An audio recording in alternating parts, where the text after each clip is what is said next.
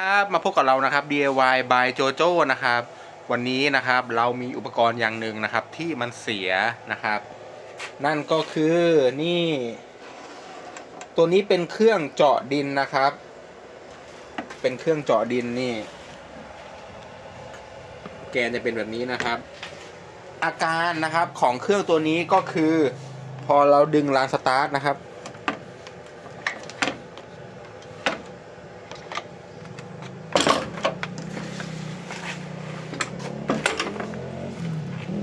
นี่นะครับ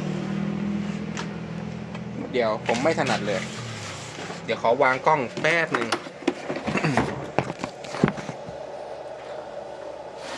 นี่นะครับพอเราดึงรางสตาร์ท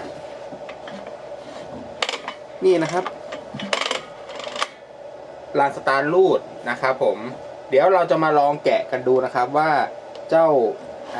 รางสตาร์ทตัวนี้เนี่ยข้างในมันจะเป็นไงแล้วเราจะซ่อมได้หรือไม่นะครับผมไปดูกันเลย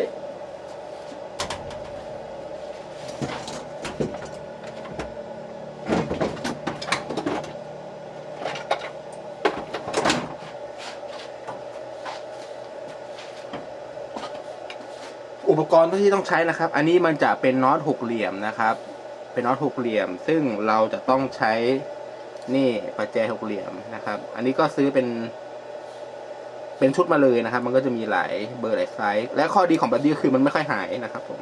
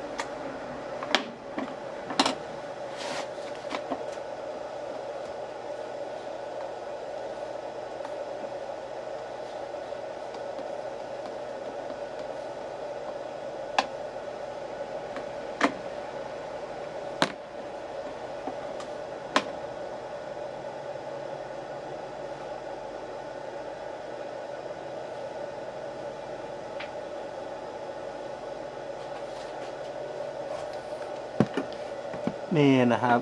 อันนี้คือรางสตาร์ทที่เราถอดออกมานะครับจะเป็นแบบนี้แล้วก็อันนี้คือรางสตาร์ทใหม่นะครับที่เราจะใส่เข้าไปนะครับผมก็ไม่รู้เหมือนกันนะครับผมก็ไม่เคยลองเปลี่ยนเนาะแต่ว่าอันเนี้ยตัวหัวรางเนี่ยมันเหมือนมันจะรู้สึกรูดๆนะครับผมแต่เดี๋ยวเราจะลองกันดู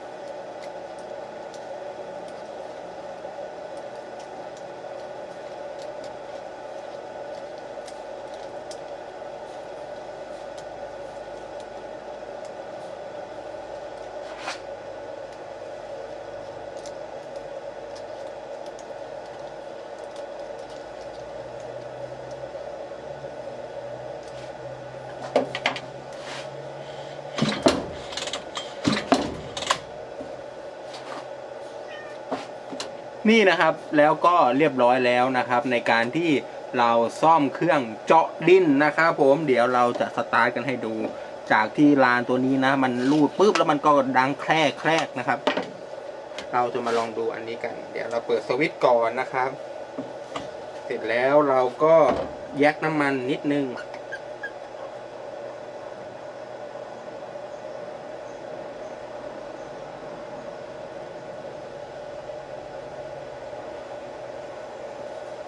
โอเค